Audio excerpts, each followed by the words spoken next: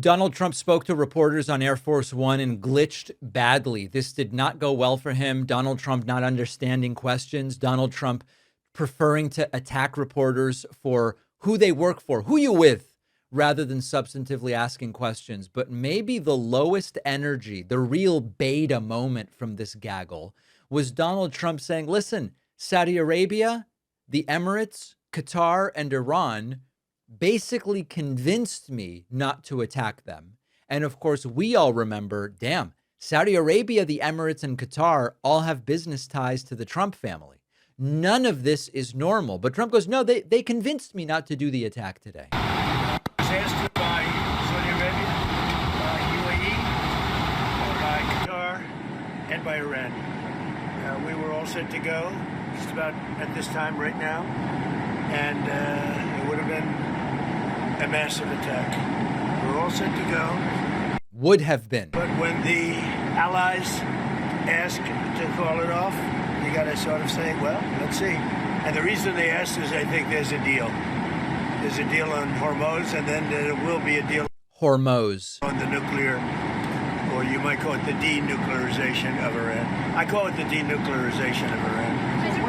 So we're holding it. We'll just see. We can do it anytime we want. But we were asked by the three primary groups. We were also asked by Iran, very strongly, actually. Super strong ask they made.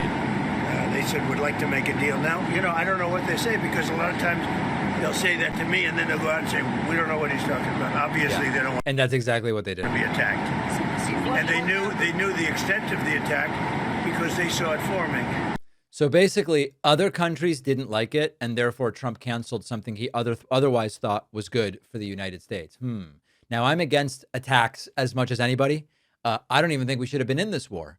But you do have to ask yourself, if Trump genuinely believed that that attack would have been good for the United States, which he claimed to, he was saying that we're going to hit him so hard and then it's going to be great for us. If he really believed that what he was doing militarily was so good for us, why was it so easy for other countries who, by the way, have business ties to Donald Trump and have a general interest in stability in the region? Why was it okay for them to just go, yeah, don't do it, please? And Trump goes, all right. Trump was asked about the anti-weaponization fund. Remember the $1.8 billion slush fund that was apparently canceled?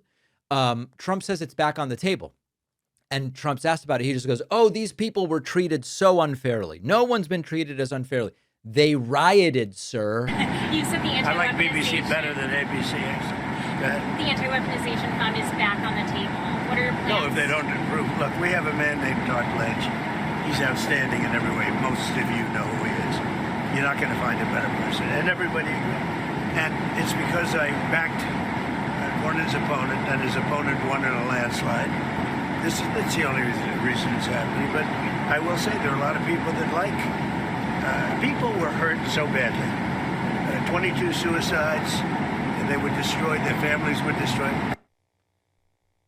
There's never been an attack on any group of people in this country. And I apologize for the glitchy audio and video. It's there at the source. In my opinion, maybe there's one group that was attacked violently and viciously, like these people were attacked, and this would be a reimbursement for the pain that they suffered. A lot of people like it. If they don't approve Todd, I put it back on the table. A lot of people like it. Yeah. What a surprise. The people who would get free money from your anti-weaponization slush fund like it. No, we hate that you might give us cash after we committed crimes. Give me a break, guys. First, really quick, I want to tell you about one of our sponsors. Most scams do not feel random. Scammers may know your name, your city, a relative, where you work, and suddenly the message that you get sounds a lot more believable. And a lot of that information is found online, and it's just sitting there waiting for bad actors to use it against you. This is why our sponsor, Incogni, works to remove all of that information from hundreds of websites and databases that have it, so that scammers have nothing to work with. Incogni automatically sends removal requests to hundreds of sites that have your personal info. They will follow up again and again until it's gone. My favorite feature is custom removals with the unlimited plan. You find your info anywhere, strange directory, obscure website. not on their master list of databases. You submit it, a link and a screenshot, and they will work to get it removed for you. Scammers and spammers can't bother you if they can't find you. And I am getting no spam calls anymore. And I've always been using Incogni. I would recommend it to anybody. Go to incogni.com/Pakman. Use the code Pakman for 60% off the annual plan. The link is in the description. Now back to the video. Now then, we just have to acknowledge that Donald Trump very much struggles to understand questions that he's being asked. Trump was asked about this recent hack involving AI and Anthropic's AI models, their chatbots. Trump doesn't know the first thing about this crap. He has no idea.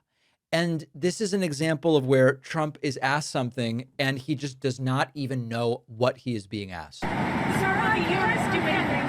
Will you guys do anything to address OpenAI and Anthropic's models hacking others? It could be, yeah. We're very much involved in that. We have a big stake in that. So does the world.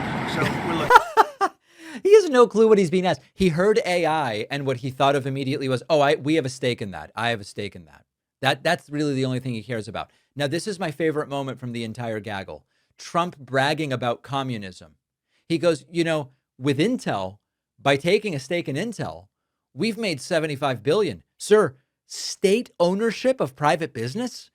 Where do we see that historically? On that deal. On Venezuela, we make hundreds of billions of dollars.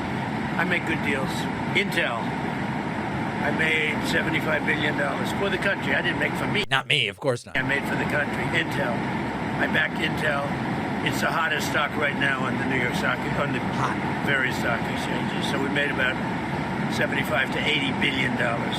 Do people realize that this is the supposed communism that they claim to be against and accuse Democrats of being in favor of and carrying out? Private businesses forcibly having stakes sold to the government, from which Trump then brags, hey, we're profiting bigly. But it's the Biden's a communist. Biden never thought to do this crap. Trump with one of his who you with moments, and he thinks that the reporter's from BBC, she's from ABC. It's a combination of confusion, authoritarianism, and hearing decline. Great. Everybody wants help from our country. You said the anti-weapon. I'm with ABC News. You said the BBC? ABC. Oh, ABC. That's worse. You said the I like BBC anti-weaponization. better than ABC, actually. BBC is better than ABC, and B comes after A in the alphabet. I really would prefer XBC because that's almost at the end. Who are you with? Any question he doesn't want to answer. Who are you with? And then finally, earlier we spoke about this deranged video from Congressman Max Miller attempting to but failing to defend himself against very serious violence charges from his ex-wife. Trump asked, should Max Miller resign? And of course, Trump goes, well, these are just accusations after all. A lot of people like it. A lot of big supporters of Trump like it. Mr. President, there's been some domestic abuse allegations against Congressman Max Miller. I just learned Do you think about it. he should resign? Well, I'm going to look at it. I mean, so far it's accusations. I'll be looking at it. Yeah. Now, of course, we know that Donald Trump has nearly 50 accusations against him, and he has long insisted anybody can just make accusations, but that doesn't mean that they reflect any underlying truth. I didn't do any of this stuff, even when he's been found civilly liable of sexual abuse against E. Jean Carroll, or he never did any of it. So of course Trump goes, it's just allegations. But I want to call your attention back to something else. I'm old enough to remember when at the beginning of Donald Trump's 2015 candidacy, the evangelicals and the sort of moral majority would insist the most important thing is character.